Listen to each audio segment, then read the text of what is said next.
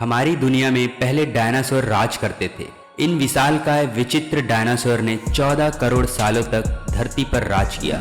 इन dinosaur की कई हजार प्रजातियां थी, जिनमें कुछ शाकाहारी तो कुछ मांसाहारी थे। कुछ डायनासोर बेहद ही शांत स्वभाव के थे तो कुछ डायनासोर बहुत ही खतरनाक और हिंसक थे। उस समय डायनासोर का राज चलता था, लेकिन फिर अचानक ऐसा क्या हुआ? ऐसी कौन सी घटना थी जिससे इनका अस्तित्व ही मिट गया?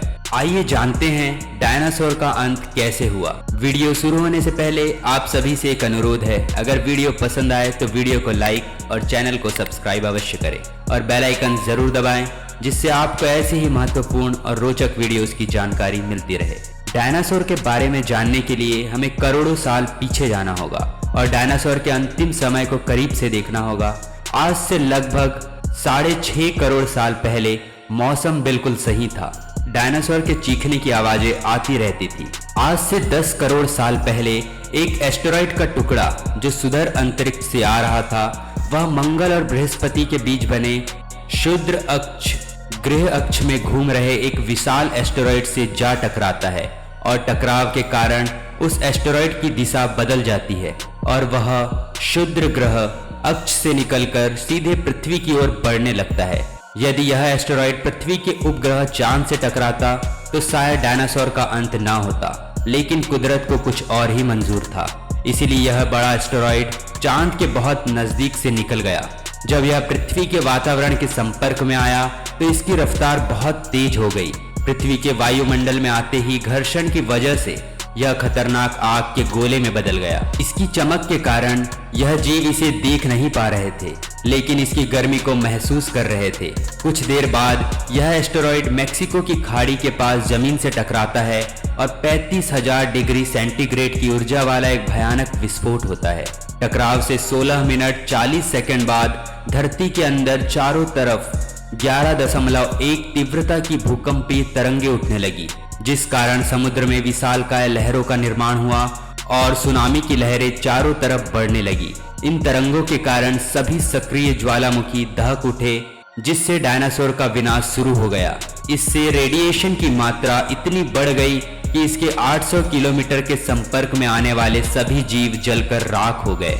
इस महाविनाश में उड़ने वाले डायनासोर इन जमीनी खतरों से तो बच निकले, लेकिन यह तो बस शुरुआत थी। विस्फोट की वजह से जो लाखों टन मेटल, पत्थर और धूल अंतरिक्ष में गया था, वह ग्रेविटेशनल पुल के कारण 40 मिनट बाद आग के गोले बनकर पूरी धरती पर बरसने लगे। साथ ही धूल का बहुत बड़ा तूफान पृथ्वी पर आ रहा था। गर्म हवाओं का तापमान 100 डिग्री सेंटीग्रेड से ज्यादा हो जाने के कारण पृथ्वी के पेड़ पौधों की सारी आबादी जलकर नष्ट हो गई थी। विस्फोट से 90 मिनट बाद धरती का तापमान 200 डिग्री सेंटीग्रेड हो गया। इससे धरती की 90% प्रजाति पूरी तरह से खत्म हो गई थी। जो 10% जीव धरती पर बच गए थे, बड़े जीवों को खाना न मिलने के कारण वह मर गए, लेकिन छोटे जीवों के लिए वरदान साबित हुआ। इसमें मैमल बच गए थे। गर्मी से बचने के लिए यह जमीन के अंदर रहते थे। धरती पर फिर से पेड़ पौधे उगने लगे। एडॉप्टेड रेडिएशन की प्रक्रिया से बहुत सारी नई प्रजातियां जन्म लेने लगी। यह बंदर जैसी प्रजातियां थी। फिर समय के साथ यह सीधे खड़े होकर चलने में सक्षम थी। धरती के 2 बड़े महाद्वीप एक दूसरे के पास आ गए, जिससे हिमालय पर्वतमालाएं खड़ी होने लगी। इन पर्वतमालाओं की ऊंचाई के कारण मौसम में बदलाव होने लगा। इससे गिरने वाली बर्फ से कई नदियों का निर्माण हुआ।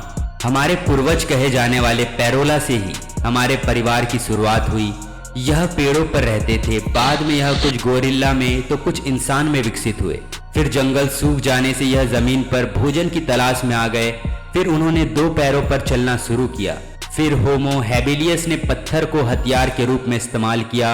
होमो इरेक्टस ने सबसे पहले आग का इस्तेमाल करना सीखा। फिर इन सभी ने बोलना सीखा। उसके बाद हम लोगों का जन्म हुआ। तो बस यही तक था आज का वीडियो।